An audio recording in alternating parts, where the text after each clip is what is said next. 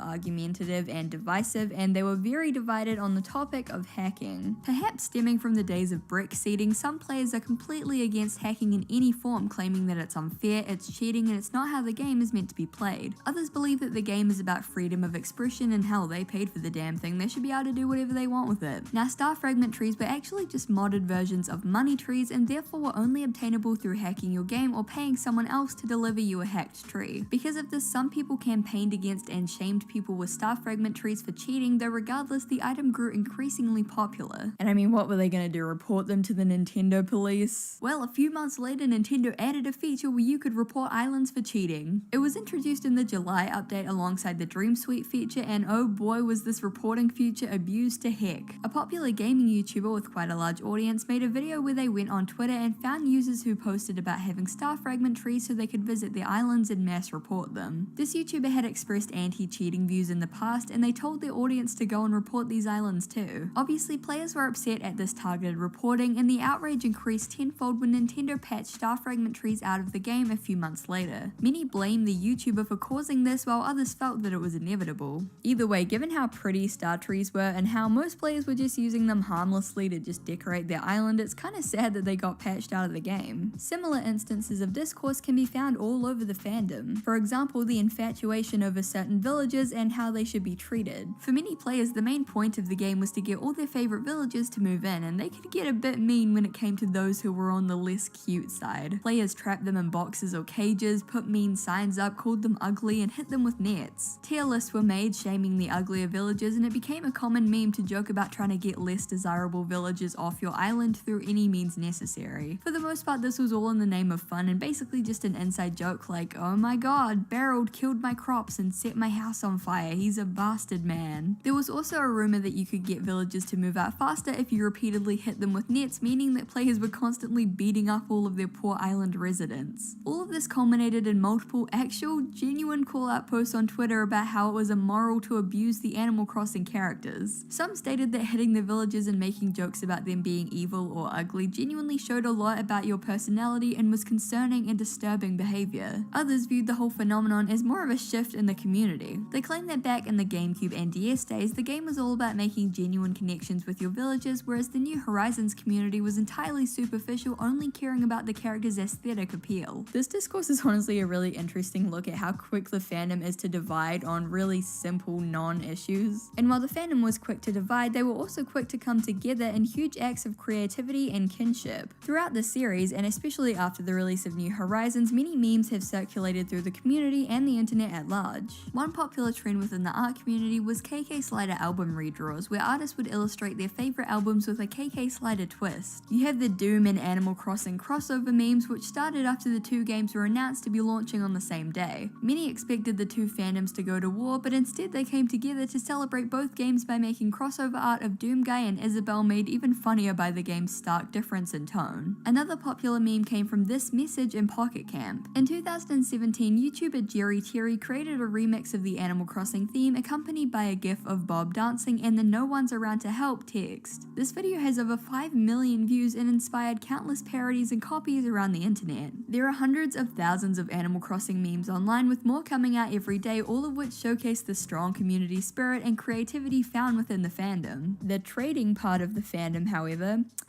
that's a whole other story.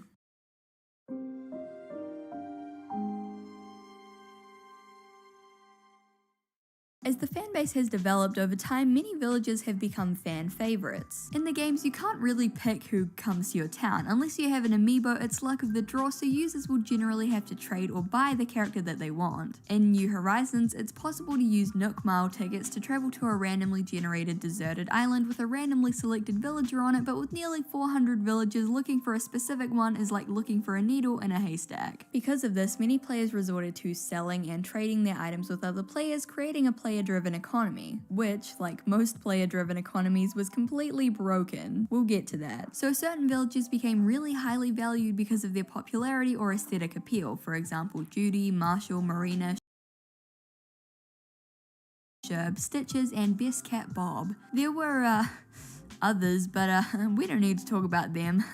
Anyway, these villages were super popular and players would spend hours upon hours painstakingly traveling to mystery islands to find them to no avail. You could buy their amiibos, but during the height of New Horizons popularity, they soared in price, costing hundreds of dollars on eBay. Enter Nookazon. In April of 2020, a software programmer going by the handle Squishquin became frustrated with the unorganized state of Animal Crossing trading and created a dedicated site solely for buying, selling, and trading items with bells. Given that this was essentially player-driven, many users would hike up the price of items to insane levels, raising the scarcity and desirability of these items. However, inflation would put a stop to this. Time travel and duplication glitches meant that players could accrue tens of millions of bells with ease, slashing the price of items and making them essentially worthless. One example from a Washington Post article titled "Animal Crossing's massive popularity has made it less like paradise and more like Wall Street" is of the katana item. Originally selling for around 4 million bells, inflation caused the item's price to quickly drop to only 200,000 bells. With bells losing their value, they essentially became useless and players began using other methods of currency such as star fragments or mystery island tickets. So in a matter of months, players had busted the economy and caused money to become completely worthless, and those popular villages were only becoming more popular. Despite the ridiculous number of bells and tickets they were selling for, they'd be snatched up almost immediately and were extremely hard to get your hands on. This is where the actual black market comes into play. Nookazon only allowed players to sell using bells or other in-game items, and it was strictly forbidden to sell items for real currency. So, a black market of off-site sellers began to form who would sell Animal Crossing villages for real currency. At the height of their popularity, you could find villages on sale for hundreds of dollars, and what's worse is that these villages were often hacked. People were making thousands by just hacking a bunch of marshals or Judies into their game and selling them on eBay. And reminder, you can get like any villager you want through legitimate means in your game for free. Some sellers even sold move-in packages where they would sell a hacked villager alongside several million bells, Nook Mile tickets, and more. I can't help but feel that buying something like this would kind of devalue the whole game and make it pointless, but I digress. So all these characters were selling for hundreds, you know,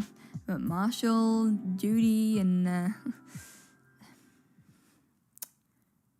we need to talk about Raymond.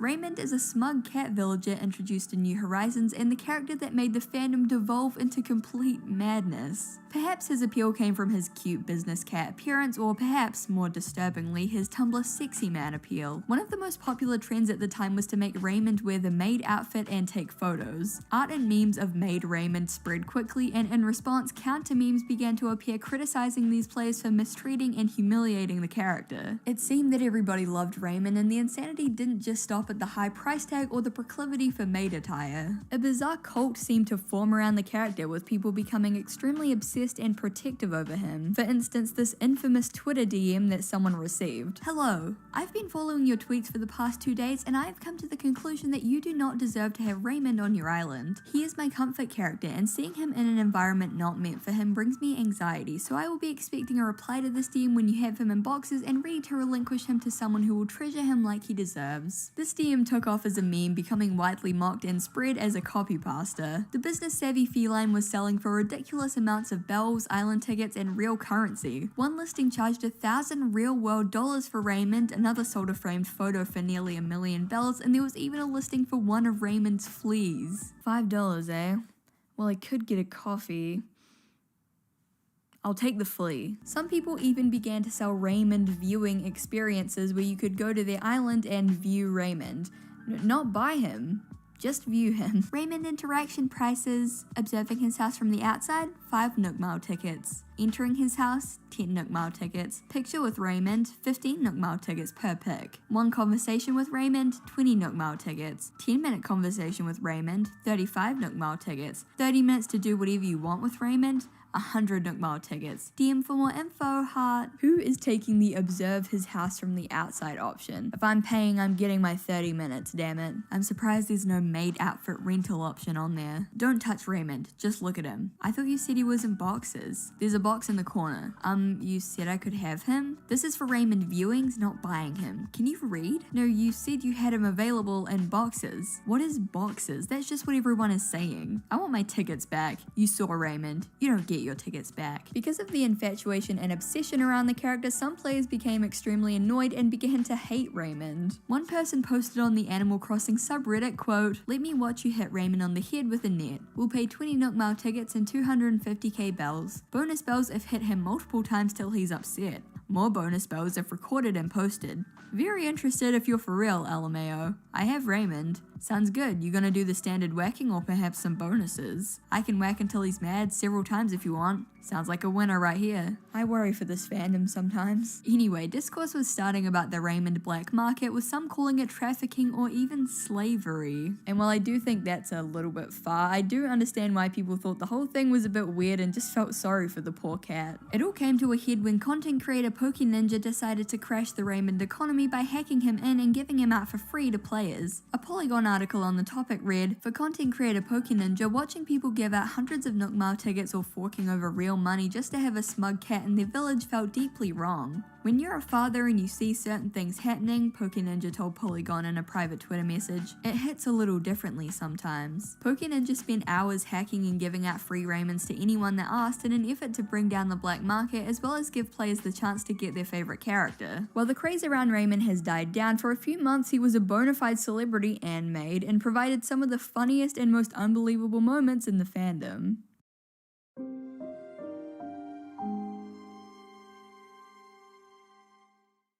Despite the fact that Animal Crossing has virtually no plot, there's a surprising amount of theories that surround the world and characters, so let's explore a few. One of the oldest and most well-known theories is one that proposes that Animal Crossing is actually set in purgatory or the afterlife. Let's be honest, this theory exists for almost every kids franchise. Take any nostalgic kids cartoon or game and there'll be a theory that they're all dead or in the afterlife. This kind of plot gets recycled so often for creepypastas because it's a good way of kind of exploiting people's nostalgia for cheap spooks, but we'll explore this one anyway. The theory goes that the player character is actually dead and the town/islands in Animal Crossing are a sort of purgatory or limbo. The player can never leave or move out and we get no glimpse of their life before moving, you just kind of spawn on the train or at the airport. The town is so cute and wholesome because it's what the player's mind is conjuring up as their ideal afterlife and it's where they live out the rest of their days. Some players even spread urban legends that once the town tree in New Leaf grew to its full height, you'd be transported to heaven. I mean, it wasn't true, but it was still a cool theory. Back when the original 2001 game was released, a strange and mysterious rumor began spreading about a secret villager in the game. It was rumored that if you were away from your village for too long, a purple bulldog named Brutus would move in, characterized by glowing red eyes and a black bee sweater. Brutus would only talk in binary and would crash the game if you entered his house, with some even claiming that the villager would corrupt your entire town. A screenshot supposedly existed of this character, but if it did, I can't find it anywhere, and either way the rumor is obviously just a hoax. It was pretty big back in the day though, and players lived in fear of the day that Brutus would come to their town. On the topic of macabre theories, how about the one that Gulliver's ship crew are trying to murder him? Gulliver is a seagull that frequently washes up on the beaches of your island/village, having fallen off his ship. His phone is smashed and the communicator parts are buried across the beach, leading some fans to believe that Gulliver's crew are constantly sabotaging him, hoping that he won't come back. Either way, dude, you need to get a new crew. A slightly more mundane, if not depressing theory is that Isabelle is actually an alcoholic. The adorable yellow dog is a fan favorite in the series and is characterized by her sweet and kind personality as well as her hard work. This is why fans were so surprised to see that Isabelle had a suspicious looking drink on her desk in New Horizons, one that looked a lot like whiskey. But that's not all, because Pocket Camp added a totally not alcoholic beverage called Vacation Juice, which made Isabelle look pretty out of it after a few sips. But the smoking gun in this case? A series of Animal Crossing themed train adverts from Japan in which Isabelle describes the difference between whiskey and whiskey. So yes, it turns out that Isabelle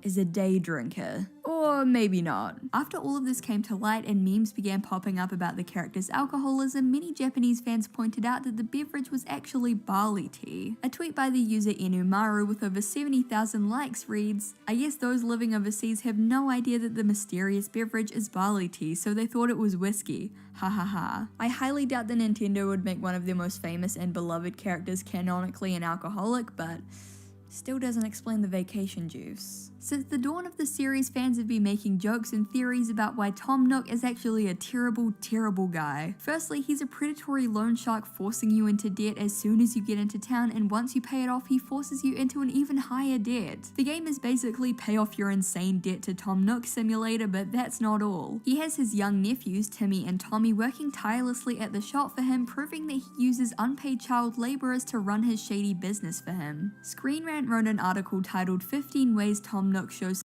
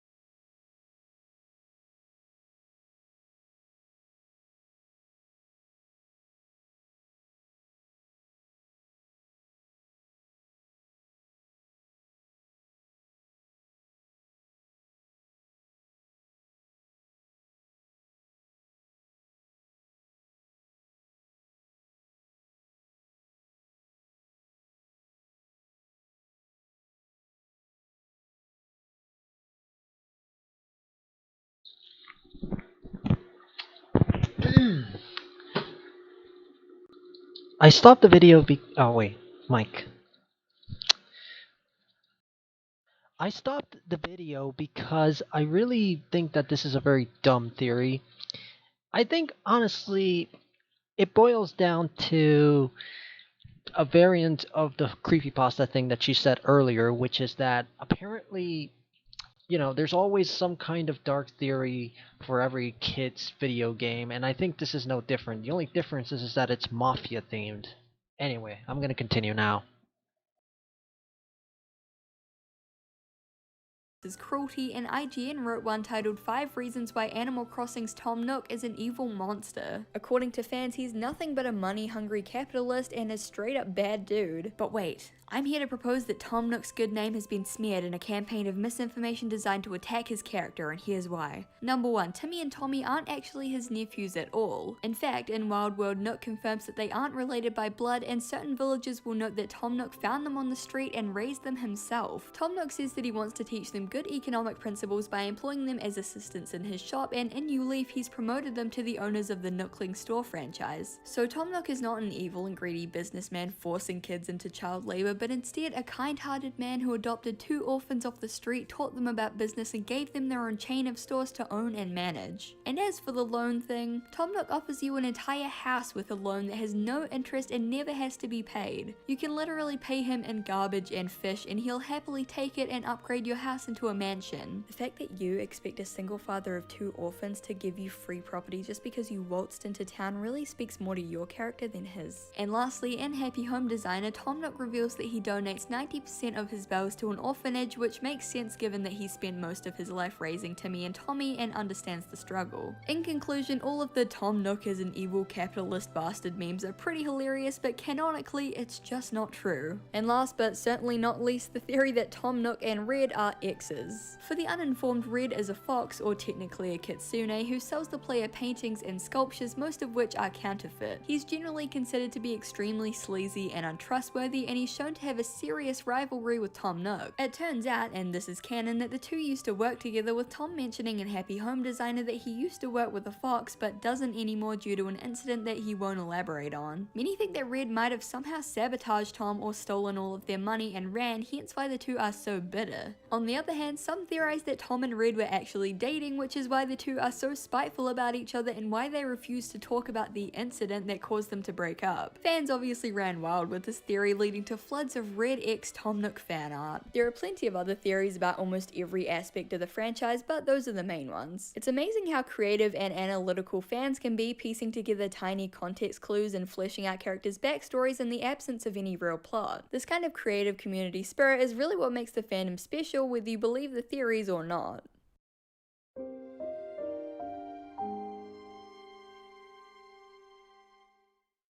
Many people view Animal Crossing as a very cute, wholesome, and innocent game, and they're not wrong, but you might be surprised at how many creepy little Easter eggs and secrets are hidden within. We'll start off with all the canonically creepy content in the game before moving on to the rise of fan-made horror within the community, so let's go. First up, Cap'n is a character introduced in Population Growing who operates the ferry. At first glance he might seem like a weird frog or an unripe tomato, but Cap'n is actually a kappa, a water demon from Japanese mythology. This is pretty creepy when you consider kappas are known for drowning and kidnapping children and eating human flesh. Even worse, in City Folk, Cap'n may ask the player if they want to sail away to an island with him, but only if the player is female. Get a hold of yourself, Cap'n, Jesus Christ. Gyroids are another pretty creepy staple in the franchise. Gyroids are basically collectible furniture items, though there are a few gyroid NPCs in the games. They look kinda nightmarish with their hollow eyes and mouth, and are actually based on Japanese haniwa ritual figurines typically buried with the dead. The only way to get gyroids is to dig for them after it's been raining, so does that mean your village is filled with dead bodies? Yeah, I can't stay mad at these little guys, especially with names like Squat Dingloid and Mini Plinkoid. Continuing on with this theme, Coco the bunny looks like a gyroid and has a house that looks like a funeral pyre. Additionally, there's a pretty famous glitch where if you reset in a friend's town, you'll lose all your items and your regular old human face will be replaced with a terrifying gyroid one. Obviously, many a creepypasta has been written about this. There's the unsettling 3:33 AM TV broadcast which only plays during this specific time in the morning on Mondays and Sundays and appears to depict an alien abduction. The King Tut mask is an ominous item that's believed by fans to be cursed. When the player puts it on, a deep tone will play and their luck will be significantly decreased to the point where they'll constantly trip and fall. This is likely based on the real legend of the Curse of Tutankhamun, which is both really cool and really dark. Another creepy item from the original games is the tomato juice shirt, which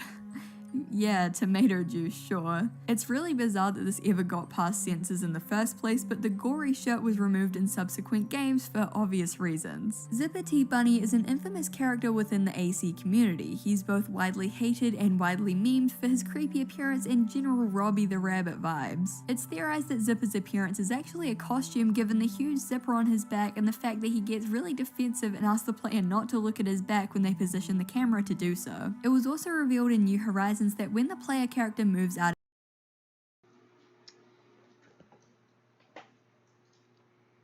Why is it that when I heard AC, I always thought about Assassin's Creed? I don't know why, but that's just the thing. Zipper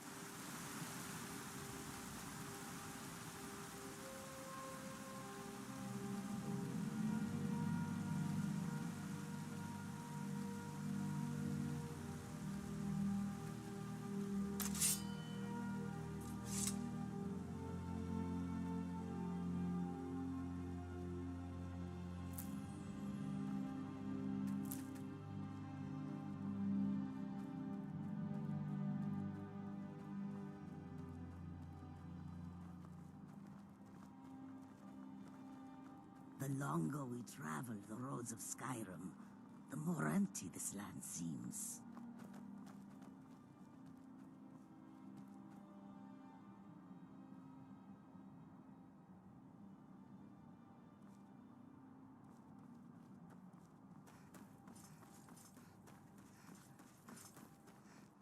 It is a strange sight.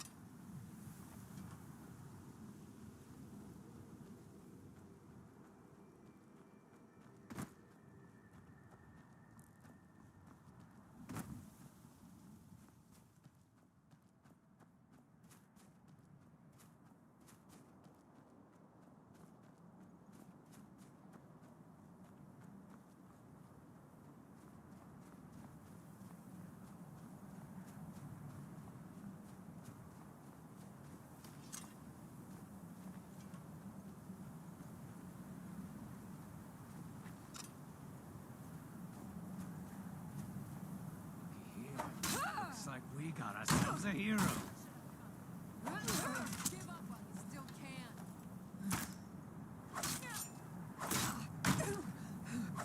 Mercy.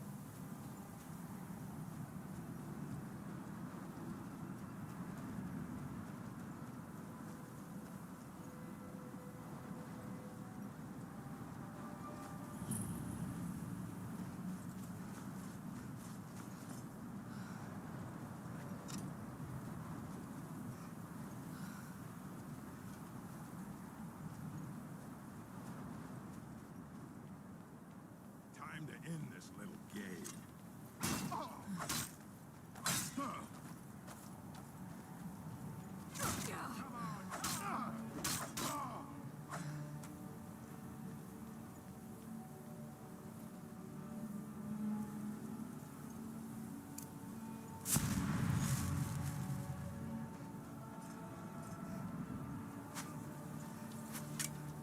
This what you want, huh?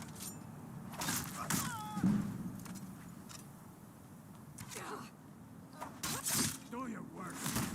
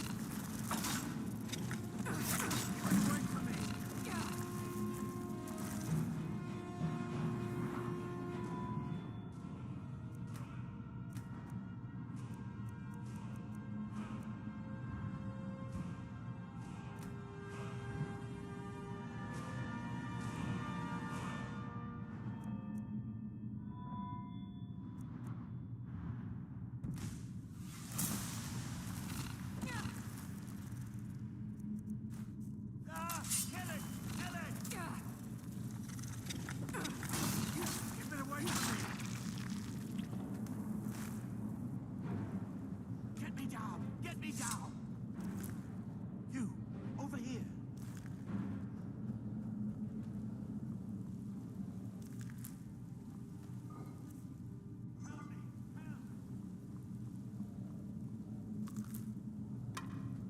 Help me! Help! It's coming loose.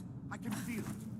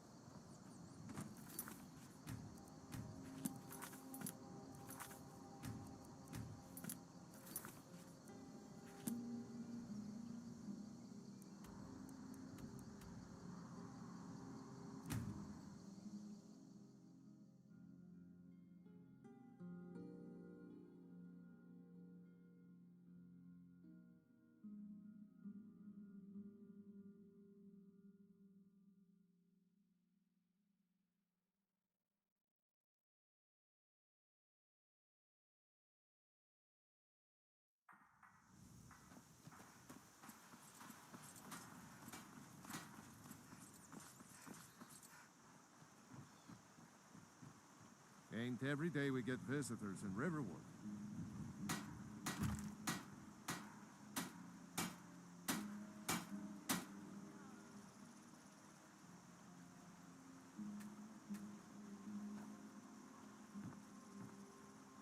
Whatever you need.